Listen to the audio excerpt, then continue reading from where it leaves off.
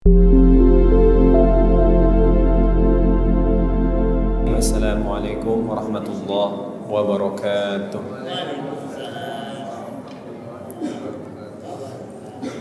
Alhamdulillahi bi ni'matihi tatimmus shalihat wa asyhadu an la ilaha illallah rabbul ardi was samawati wa asyhadu anna sayyidana wa nabiyyana Muhammadan abduhu wa rasuluh alladzi ballagha 'anillahi risalat amma ba'du. Hadirin jamaah Masjid Darussalam, seluruh pengurus DKM, seluruh bapak-bapak semua, seluruh santri dan seluruh jamaah yang insyaallah dimuliakan Allah Subhanahu wa taala. Alhamdulillah di malam hari ini kita semua dapat kembali hadir di masjid yang kita cintai ini dalam rangka kita mentadaburi, kita menyelami, kita menikmati juga dan mentafakuri seluruh kenikmatan Allah yang luar biasa, wabil khusus adalah ayat-ayat Allah Subhanahu wa taala di dalam Al-Qur'an ini. Insyaallah di malam hari ini kita akan membahas satu surat yang luar biasa. Surat ini di antara keistimewaan surat ini adalah surat ini merupakan surat Makkiyah yang terakhir turun dan di waktu yang sama merupakan surat Madaniyah yang pertama kali turun. Jadi sebagian dari surat ini merupakan surat terakhir Makkiyah dan sebagian yang lain surat terakhir Madaniyah. Itu adalah surat Al-Mutaffifin. Surat Al-Mutaffifin.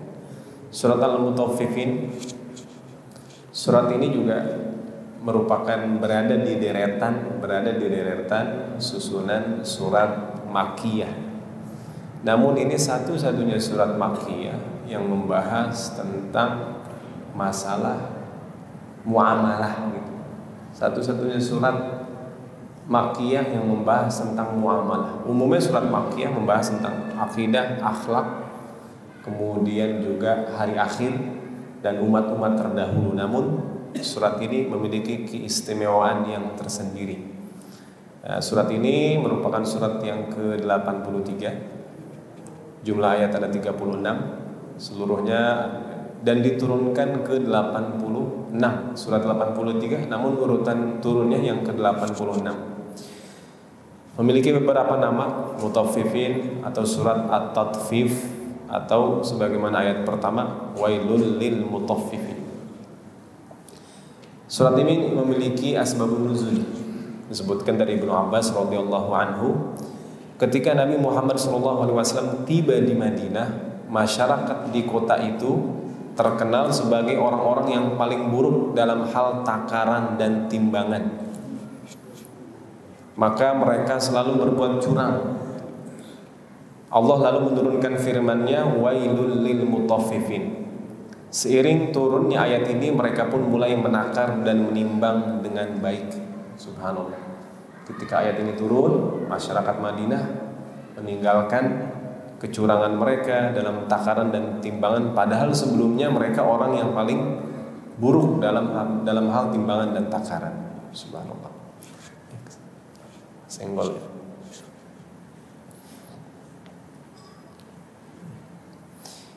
Jadi ada beberapa pendapat ulama tentang kedudukan surat ini Makkiyah atau Madaniyah. Sebagian ada mengatakan surat ini keseluruhannya adalah Makkiyah. Ada juga yang mengatakan surat ini keseluruhannya adalah Madaniyah. Ada yang mengatakan surat ini, Ibnu Abbas mengatakan surat ini Madaniyah kecuali 8 ayat terakhir. Ayat 29 sampai ayat 36. Nah, itu kata Ibnu Abbas 8 ayat terakhir Makkiyah. Adapun keseluruhannya adalah Madaniyah. Ada yang mengatakan surat ini turun di antara Makkah dan Madinah. Maka ia Makkiyah karena sudah. Ada yang mengatakan ini Makkiyah karena turun sebelum hijrah, sebelum Nabi hijrah. Wallahu a'lam. Ini pendapat dari seluruh ulama-ulama terdahulu ya. Kemudian munasabat itu kaitan antara surat Al-Mutaffifin dengan surat Al-Insyiqaq yang kemarin kita bahas dan surat sebelumnya, surat Al-Infitar. Jadi surat Al-Infitar membahas tentang hari akhir, tentang langit, kehancuran langit. Al-Insyiqaq juga membahas kehancuran langit, hari kiamat. Dan di tengah-tengahnya itu tentang surat Al-Mutaffifin. Ini banyak tentu yang dibahas Seperti Al-Insyiqaq, kemarin kita bahas tentang langit terbelah, surat Al-Infitar, langit pecah gitu.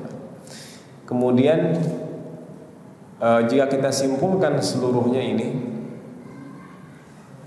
jadi di surat Al-Infitar ini Allah Subhanahu wa ta'ala mengatakan, bertanya kepada manusia, apa sebenarnya yang menyebabkan manusia ini tertipu terhadap seluruh kenikmatan yang Allah berikan. Ya ayyuhal insanu ma gharraka bi rabbikal karim alladzi khalaqaka fasawwaka fa'adalak fi ayyi surati ma syaa rakabak kalla bal tukadzib. Wahai manusia, apa yang menyebabkan kalian tertipu terhadap Allah yang telah menciptakan kalian, menyempurnakan kalian, menyusun kalian dalam bentuk yang sebaik-baiknya, malah justru kalian mendustakan hari akhir. Kemudian Allah katakan, sesungguhnya wahai manusia, kalian itu ada malaikat-malaikat yang menjaga dan mencatat amalan-amalan kalian. Di surat Al-Infitar. Maka di surat Al-Infitar Allah sebutkan amalan manusia dicatat di surat Al-Infitar. Di surat Al-Mutaffifin nanti ada ayat seperti kalla inna kitabal fujjari lafi sijjin. Sesungguhnya amalan orang-orang fujar itu berada, amalan orang-orang yang buruk berada di sijjin. Sijjin nanti kita bahas. Dan amalan orang-orang yang baik, yang berbakti kepada Allah dan Rasulnya, itu berada di illiyin. Maka di surat Al-Mutaffifin ini adalah di mana amalan itu disimpan. Di Al-Infitar amalan dicatat, di Al-Mutaffifin amalannya disimpan di mana? Dan di surat Al-Insyiqaq amalan atau catatan diberikan. Jadi urutannya seperti itu. Amalan dicatat, amalan disimpan, dan catatan amalan tersebut diberikan di surat Al-Insyiqaq.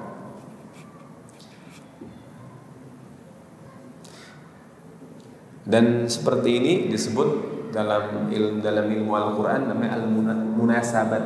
Ada asbabun nuzul, ada munasabat nuzul. Itu kaitan antara satu surat dengan surat yang lain. Kemudian kita masuk ke makna global dari surat Al-Mutaffifin. Surat ini bisa dibagi menjadi 4 bagian. Yang pertama, Allah Subhanahu wa ta'ala menyatakan perang terhadap orang-orang yang berbuat curang. Allah mengatakan surat ini wail. Jadi di Al-Quran hanya ada 2 surat yang dimulai dengan wail. Yang pertama surat Al-Mutaffifin, yang kedua surat Al-Humazah.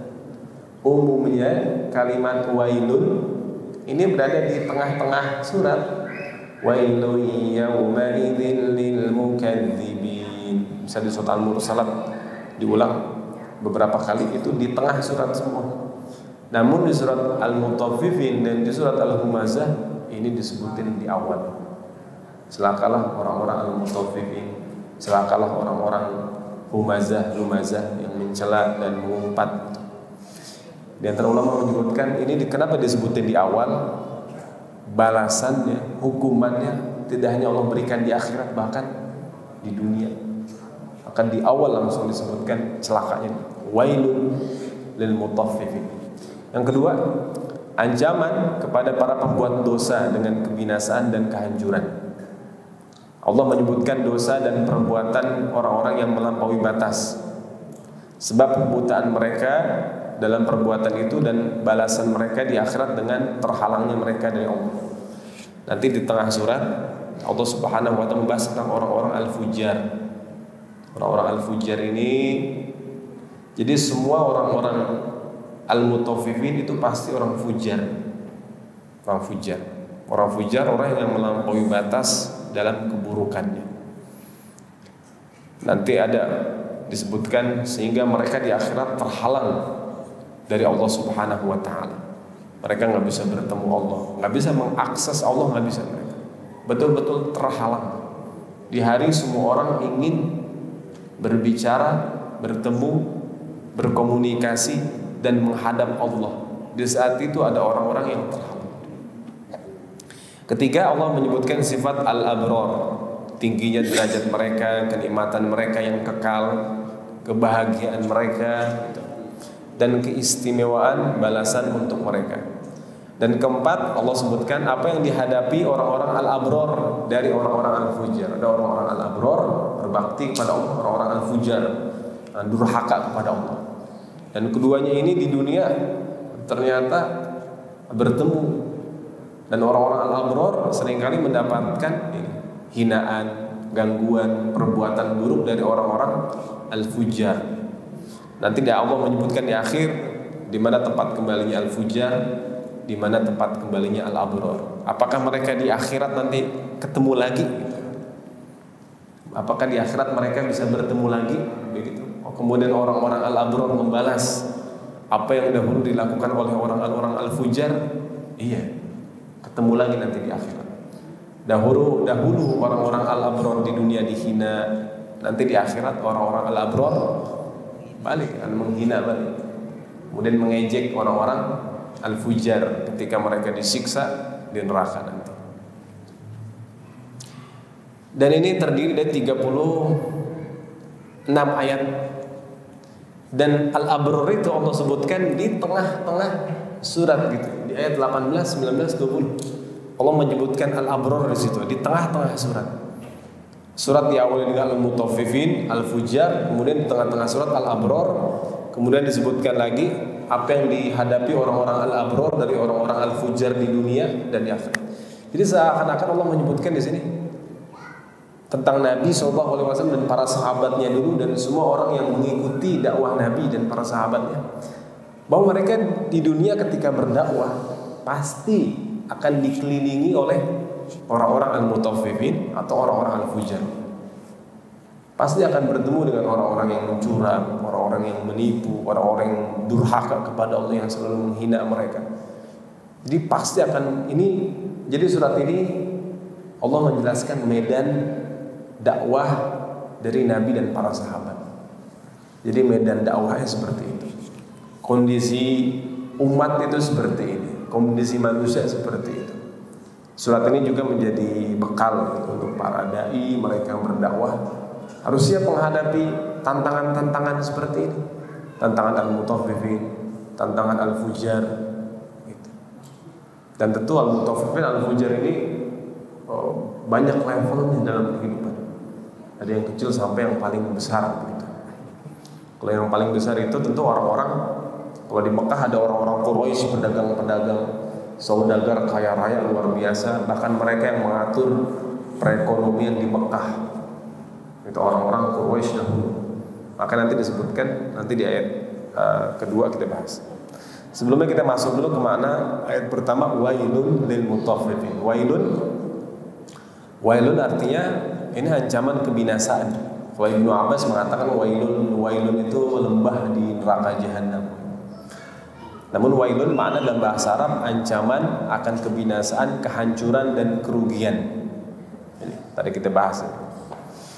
Kemudian al-lil mutaffifin, al-mutaffifin berasal dari kata taffafa yutaffifu, at-tatfif. At-tatfif dalam bahasa Arab ini sebutkan di sini.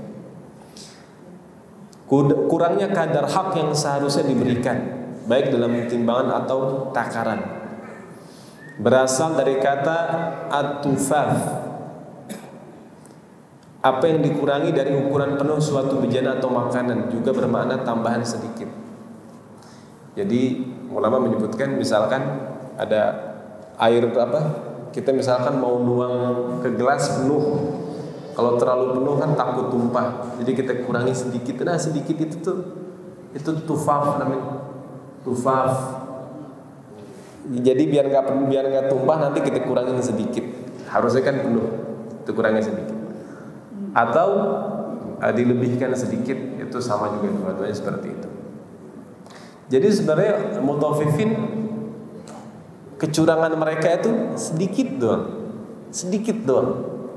Gitu. Tapi kalau sedikit terus menerus kepada orang banyak, jadinya apa? Banyak juga. Sedikit tapi 200 juta orang yang ditipu. Itu banyak juga namanya. Dan ulama menyebutkan ini di sebelah sini. Ini. Dan ini juga penyakit sosial, terus menerus, dan tentu akan mendorong orang tersebut untuk melakukan kecurangan yang lebih besar. Menipu sedikit, wah saya berhasil. Kayaknya bisa nipu lebih gede lagi, nipu lebih gede lagi, dan seterusnya. nanti jadi sifat, jadi karakter. Maka al-mutaffifin ini kalau dalam bahasa Arab itu dia kata sifat. Kata sifat yang kalau dalam kata sifat itu udah menjadi karakter, bukan kata kerja lagi. Kalau kata kerja dia masih berusaha menjadi sifat tersebut menjadi sifat, tapi kalau udah sifat udah berarti udah mendarah daging, udah menjadi karakter kepribadian dia. Kemudian al-mutaffifin di sini bentuk taf'il, ada tasydid di tengahnya. Mutaffifin, mutaffifin. Ya, ada ada tasydid di fa. Ulama menyebutkan kalau tasydid itu kan berarti menunjukkan kuat dalam bacaan. Tasydid syiddah kuat artinya. Dalam bahasa Arab kalau ada tasydid berarti maknanya lebih kuat dari biasa. Misalkan kadzaba, berbohong. Kadzaba, itu berarti dia betul-betul dia bohong. Tafafa, curang. Taffafa, dia berarti betul-betul bersungguh-sungguh dalam melakukan kecurangan itu. Kenapa dia bersungguh-sungguh? Hati-hati, teliti dalam curang. Pertama, biar orang yang dicurangi nggak sadar. Biar orang yang dicurangi nggak sadar. Jadi dia berusaha ketika orang tersebut dicurangi, orang itu nggak ngerasa dan nggak sadar kalau dicurangi. Orang tersebut merasa haknya diberikan sepenuhnya, padahal sebenarnya orang tersebut dicurangin sama dia. Wailul lil mutaffifin. Itu jadi sedikit aja tanpa orang itu sadarin itu udah celaka. Apalagi banyak sampai orang semua tahu. Itu lebih besar lagi dosa. Jadi wailul lil mutaffifin. Jadi sedikit itu celaka, apalagi banyak. Kemudian al-mutaffifin ini sebenarnya Allah mendefinisikan sendiri tentang al-mutaffifin ini di ayat kedua dan 3. Al-mutaffifin adalah alladzina idza iktalu 'alan nasi yastawfun. Orang-orang yang apabila menerima takaran dari orang lain mereka minta dipenuhi. Ketika mereka minta takaran dari orang lain mereka minta dipenuhi. Di sini ada kalimat yastawfun. Yang pertama, kata yastawfun bermakna mereka mengambil hak mereka dengan sempurna dan lebih. Kita disempurnakan, kalau bisa lebih. Yastawfun. Kemudian yang kedua kalimat ala. Ala ini berarti di atas. Ala itu di atas. Ala nas, di atas manusia. Jadi ketika mereka membeli barang, mereka menekan orang tersebut biar mereka dipenuhi haknya, disempurnakan hak, kalau bisa dapat lebih. Namun maknanya tidak hanya ketika membeli aja, namun juga ini ternyata memiliki makna yang luas. Ala itu menunjukkan penguasaan dan pengendalian, yang berarti mereka memiliki kuasa dan pengendalian nilai pasar. Karena makna ayat ini merujuk pada penguasa perdagangan di Quraisy. Jadi orang-orang Quraisy mereka menguasai perdagangan di Mekah, bahkan di pasar-pasar sekitar seperti pasar Ukaz. Ketika datang musim haji mereka ngendaliin harga, semua mereka ngatur semua. Mereka mau mendapatkan keuntungan sebesar-besarnya gitu kan. Di saat itu mereka berusaha mendapatkan hak keuntungan sebesar-besarnya, dan banyak orang-orang yang merugi ketika itu disebabkan perbuatan mereka ini. Mereka menggunakan kekuatan mereka, kedudukan mereka agar mendapatkan hak sempurna dan lebih. Jadi memanfaatkan kedudukan dan kekuatan untuk mendapatkan hak yang sempurna dan lebih. Itu kalau mereka ingin mendapatkan. Wa idza kaluhum, ketika mereka menakar buat orang lain, aw wazanuhum, atau menimbang untuk orang lain, yukhsirun, maka mereka menguranginya. Yukhsirun, mengurangi. Di sini ada kata idza. Kata idza itu dalam bahasa Arab bermakna sesuatu yang akan terjadi dan terus terulang. Jadi maknanya dan setiap kali mereka menakar dan menimbang untuk orang lain mereka mengurangi. Ini setiap kali. Berarti udah banyak mereka lakukan dan kepada orang banyak. Ini definisi dari al-mutaffifin. Yang Allah sebutkan kecelakaan mereka ini bukan di akhirat aja, bahkan di dunia. Kemudian kalau kita lihat di kisah-kisah nabi-nabi terdahulu ada nabi yang diutus khusus menyelesaikan masalah kayak beginian, masalah mutaffifin, orang-orang yang curang, orang-orang yang ambil hak. Itu nabi siapa namanya? Nabi Syuaib. Nabi Syuaib risalah khusus membahas permasalahan orang-orang al-mutaffifin, orang-orang yang mengurangi timbangan. Ada tiga dakwah besar dari Nabi Syuaib. Yang pertama, Nabi Syuaib mengatakan auful kaila wal mizan, sempurnakan takaran dan timbangan. Kemudian wala tanqusul mikyal wal mizan, janganlah kamu kurangi takaran dan timbangan. Ini beda ya, sempurnakan dan jangan kurangin. Dan jangan kamu kurangi takaran dan timbangan. Sama yang ketiga, wala tabkhasun nasa asya, dan janganlah kamu kurangi bagi manusia segala urusan mereka. Pertama dari timbangan sama takaran, yang ketiga segala urusan.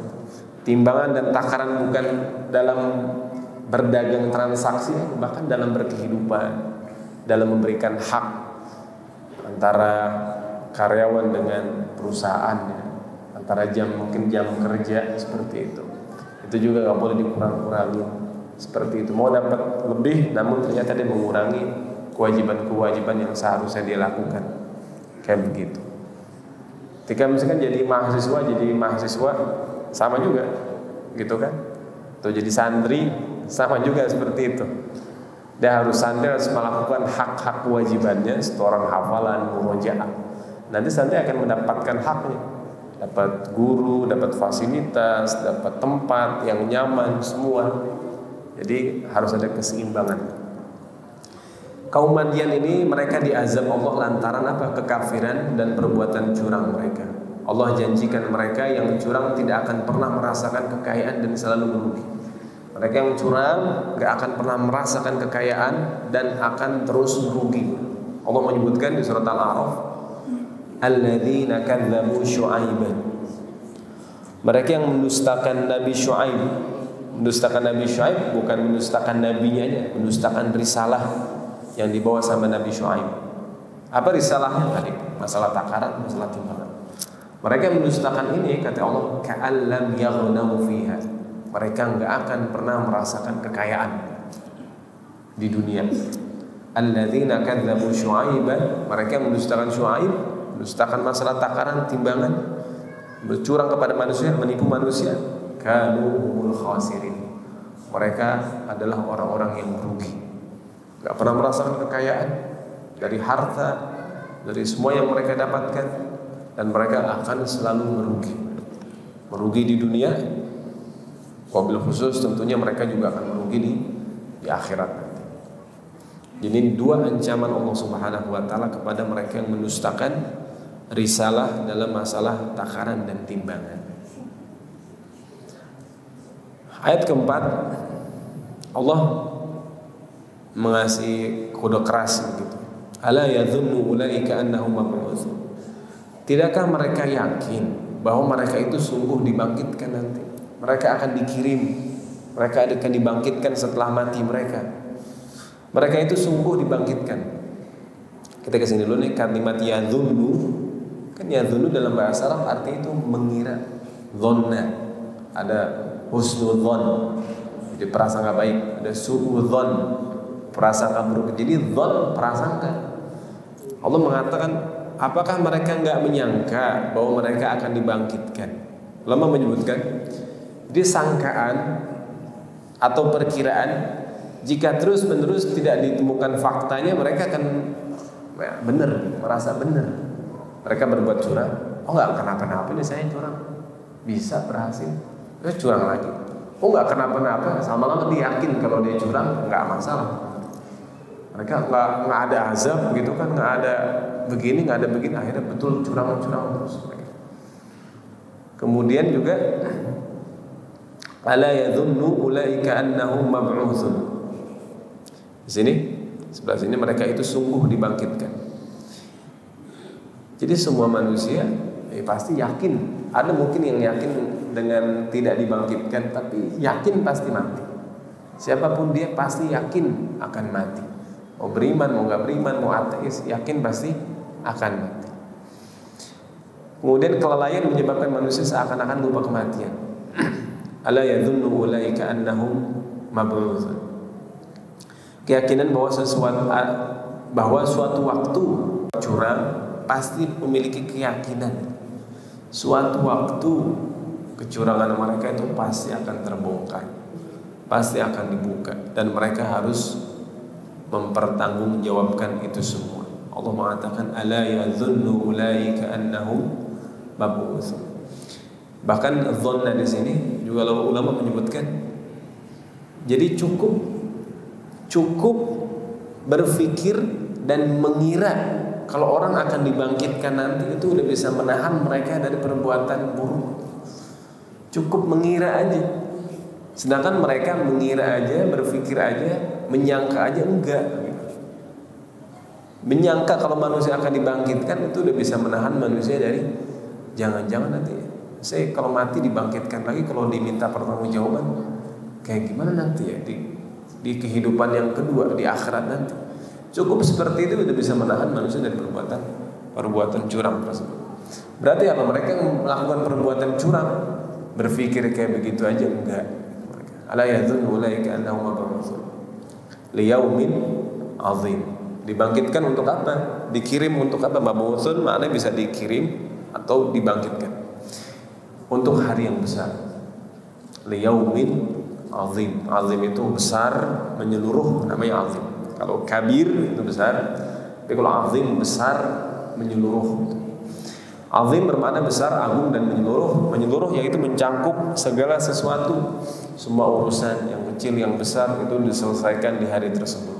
Manusia dari zaman Nabi Adam sampai yang hari kiamat, orang-orang al-awwalin, orang-orang al-akhirin itu semua dibangkitkan.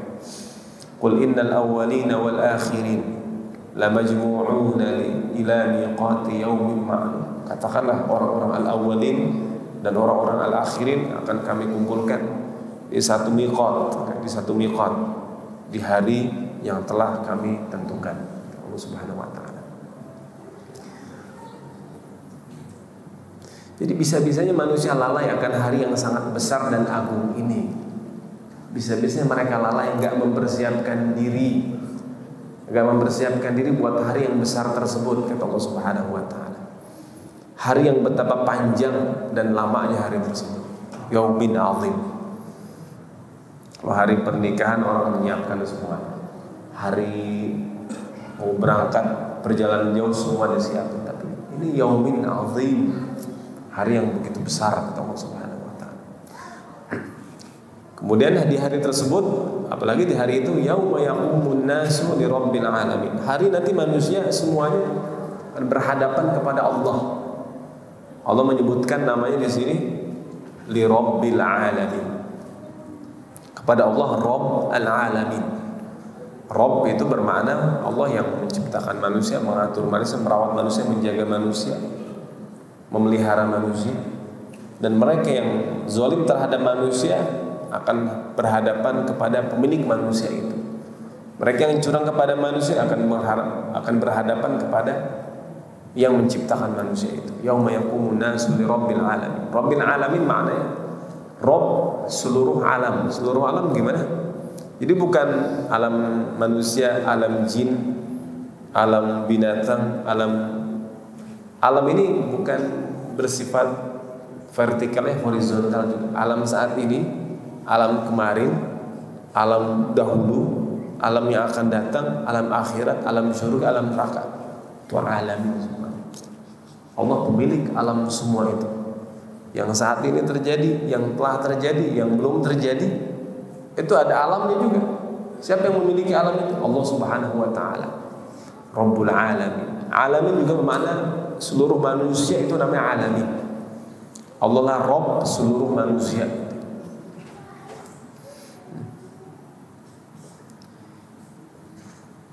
Kemudian yauma yaqumun nasu li rabbil alamin. Jadi mengapa Allah menggunakan lafaz rabbil alamin? Mungkin bisa pakai lafaz rabbil arsyil azim, rabbis samawati wal ardh, atau yauma yaqumun nasu lillahil wahidil qahhar. Tapi Allah pakai rabbil alamin karena ini urusan antara manusia.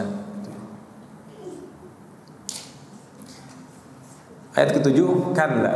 Jadi setelah ayat 6 ini satu pembahasan, masuk pembahasan kedua. Biasanya antara satu pembahasan dengan pembahasan lain itu dipisah dengan kalla. Jadi kalla ini fungsinya untuk memisah antara satu pembahasan dengan pembahasan yang lain. Pakai kalla. Yang artinya janganlah berbuat demikian, janganlah seperti itu. Namanya kalla. Jadi kita tahu tadi 6 ayat pertama satu pembahasan, sekarang kita masuk ke pembahasan yang berbeda, namun dia ada kaitannya.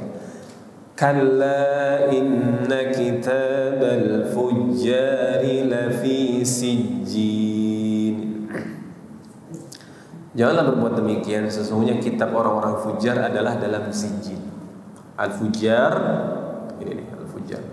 Kitab orang-orang fujar. Kitab itu bermakna data, informasi, keterangan, rekaman, video, semua konten kehidupan kita itu namanya kitab. Semua konten kehidupan kita namanya kitab. Kalau dalam misalkan ada Al-Quran, ada Alkitab. Kalau disebut Alkitab berarti konten dari Al-Quran itu. Seluruh isi Al-Quran itu namanya kitab. Dzalikal kitabu la raiba fi. Kitab ini seluruh isi dalam Al-Quran, nggak ada keraguan di dalamnya. Kemudian ini, jadi kita sudah bilang tadi ya di surat sebelum Al-Mutaffirin, surat Al-Infitar, di situ disebutkan amalan manusia dicatat oleh malaikat yang disebut kiraman katibin. Kitab al-fujar, catatan orang fujar. Fujar ini dalam bahasa Arab merupakan kata superlatif dari kata fajir. Fajir aja itu artinya orang yang berbuat dosa, yang menyobek kesucian jiwanya. Itu namanya fajir. Orang-orang yang merusak, mengotori, menyobek kesucian jiwa namanya fajir. Fujar, dia udah mencapai puncak dari sifat buruk tersebut. Disebut dalam bahasa Arab namanya sighah mubalaghah. Dalam bahasa Indonesia kalimat superlatif. Orang yang senantiasa terus-menerus berbuat dosa mencapai puncak dari perbuatan dosanya itu. Jiwa mereka telah dipenuhi keburukan dan dosa. Fujar. Kalla inna kitabal fujar la fi sijjin. Di sini Allah bukan hanya menegaskan masalah manusia nanti pasti dibangkitkan, bukan masalah dibangkitkan aja. Bahkan kitabnya ada gitu. Kitab catatannya juga ada. Masa dibangkitkan itu udah jelas. Jangankan dibangkitkan, catatan amalan ada. Setiap hari malaikat yang mencatat ada. Nanti disimpan catatan tersebut di sijin. Apa itu sijin? Berasal dari kata huruf sin, jin sama nun. Bermakna suatu tempat yang sempit berada di tempat yang dalam di neraka jahanam. Maka ulama menyebutkan ada mengatakan sijin di bawah bumi ketujuh. Imam At-Tabari mengatakan di bawah bumi ketujuh sijin. Wallahu a'lam. Kemudian yang mengatakan sijin batu besar hijau di bawah bumi ketujuh, mata sijin. Ada yang mengatakan sijin sumur di neraka jahanam. Sumur, karena sijin menunjukkan makna tadi tempat yang sempit berada di dalam jauh di neraka jahanam itu sijin. Nabi ada hadis yang menyebutkan Nabi bersabda al-falaq sumur di jahanam dia tertutup, adapun sijin terbuka. Jadi sijin intinya tempat menyimpan catatan-catatan amalan tersebut. Ini belum orang ya begitu kan? Belum tempat siksaan, baru tempat meletakkan buku-bukunya. Saat betapa buruk amalan tersebut sampai disimpan tempat yang begitu dalam. Kalau kita ada hal-hal yang buruk kan disimpan di di penyimpanan di bawah gitu kan, di gudang yang berada di bawah tanah gitu. Seperti kalau perlu digali, dikubur, dimasukin deh biar nggak ada yang lihat lagi. Itu sijin. Allah menyebutkan dalam surat At-Tin, "Tsumma radadnahu asfala safilin." Kami kembalikan dia ke tempat yang serendah-rendahnya, asfala safilin. Disebutkan di surah Al-Furqan, "Wa idza ulqu minha makanan dayyiqan muqarranan." Kalau mereka dilempar ke tempat yang sempit, gitu. Jadi di neraka ada tempat yang sempit banget, dayyiqan muqarranin. Mereka nggak bisa keluar dari tempat sempit tersebut. Da'u hunalika thubur. Mereka akan berharap biar dibinasain aja. Wa ma adraka ma sijin. Akan disebut kalau ada kalimat wa ma adraka, itu berarti hal besar, hal penting, dan akan datang informasi tentang itu. Wa ma adraka ma sijin. Tahukah kamu apa itu sijin?